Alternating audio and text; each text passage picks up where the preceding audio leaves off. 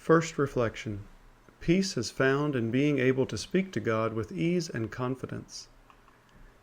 Truly, the foundation of peace is to be able to speak to God with confidence, knowing that your manner of speaking to Him is actually pleasing to Him, a manner which is humble, sincere, acceptable, fruitful, filial. St. Alphonsus Liguori concludes his treatise on prayer with the following paragraph. St. Teresa says that holy souls in this world have to conform themselves by love to what the souls of the blessed do in heaven. As the saints in heaven occupy themselves only with God, and have no other thought or joy than in His glory and in His love, so also must this be the case with you.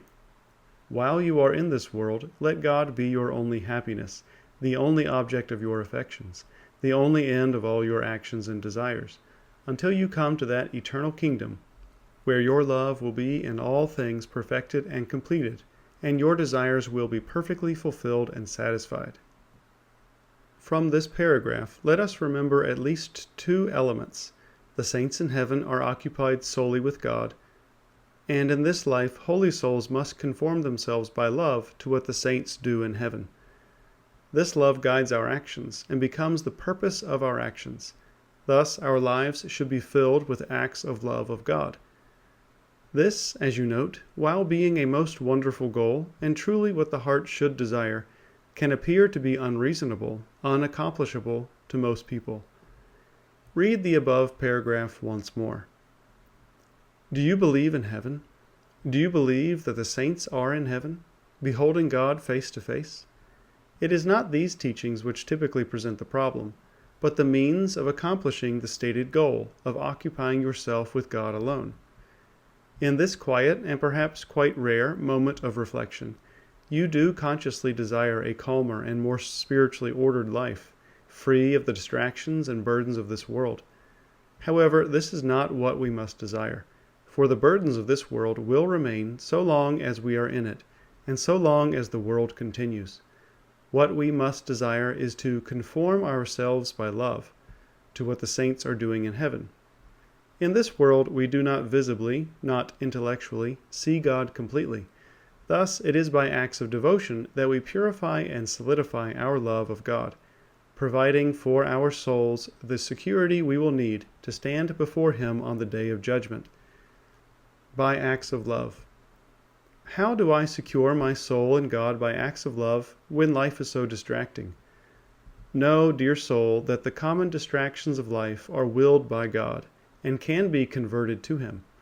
Indeed, though, some distractions are self-imposed and are often not necessary in our lives, and are within our power to eradicate. Others, though more common to man's life, are unavoidable.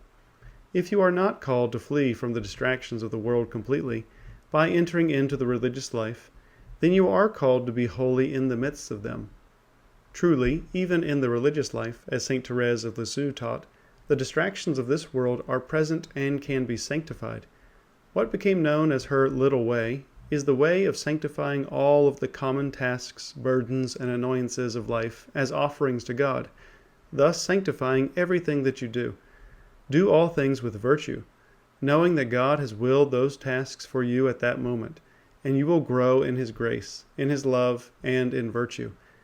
It would be as if Mary converted Martha, but Martha had to remain at her tasks. Thus, Martha is a contemplative in action, so to speak. Acts of love of God will condition your soul to pray by demonstrating, to God and to yourself, that you actually do love Him, not simply in words, but in deeds. My little children, let us not love in word nor in tongue, but in deed and in truth. For those who love do not simply say it, but they seek to demonstrate it through acts. Our Lord says, "If you love me, you will keep my commandments." That is, if you love Him, you will do things that reveal this love, such as obey Him, and return the love to Him that He gave to you. Considerations and challenges. Consider your typical routine. Are there a few minutes you can carve out in order to sit down with our Lord for just 5 minutes? Consider whether you are more alert and insightful in the morning or in the evening, at the start of the day or at its close. If you are not already setting aside this time, consider this approach. If it is the start of the day, then set your alarm for 10 minutes earlier than usual and establish 5 of those minutes as a time to sit down and pray. In time, add more than just 5 or 10 minutes. When are you most alert and reflective? Perhaps it is with your coffee, or just after a shower, or at some quiet point in your morning routine. Throughout the day, when you have a transition between tasks, you could pause and simply call our Lord to mind and think about Him. Then simply offer a prayer, even a sigh, from the heart. This will have ripple effects throughout the day, and when you have more time for more formal prayer. Prayer responds to conditioning. The more you turn to Him, the more you will be turned toward Him, and the easier it will be to pray. Consider now what acts of love of God you do in your average day. Are these acts frequent? Are these acts of love done willingly and lovingly, or are they done as a necessary burden, required as part of a good spiritual life? Consider further, are there things in your day which are obstacles to performing these acts more frequently and more heartfeltly? Reflect over the day and see where some good quality time is wasted on unnecessary tasks. This time could be converted to a time of prayer. Are there clear moments in your day when you could add more acts of love of God, or sanctify common tasks and make them into acts of love? Reflect over your day. There are many common tasks we perform, like washing dishes, sorting laundry, cleaning counters or a mirror, etc. While these require our time, they do not demand all of our focus. Thus, our minds can truly be occupied with thoughts of God while these chores are addressed. Perhaps you could transform the task into a symbol of the action of grace on your soul, which washes away filth, enables the intellect to see more clearly, and makes you an instrument of God's love in the lives of others. Challenges. Set your alarm for 10 minutes early or 15 minutes if you know you will hit snooze at least once. Get up and pick a moment in your morning routine to use those 10 minutes to pray. Pick the time when you are most alert. Find a transitional moment in your day, such as returning from lunch.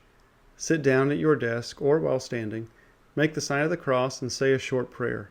Let it begin with a sigh and end with an act of trust in God's providence. Pick a common task you perform every day and speak to our Lord while doing it. Make a few deliberate acts of love of God at set moments in your day. Pick a few concrete moments and concrete acts of love and do it. Purge wasted time from your routine.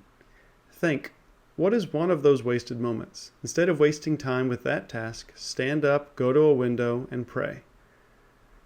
Think about your life. Are there things that are obstacles to your prayer and making acts of love? Be humble and remove them. Go to confession if that is the solution for these issues. For more ideas about how to speak to Him, remember to read The Way to Converse Always and Familiarly with God by St. Alphonsus Liguori.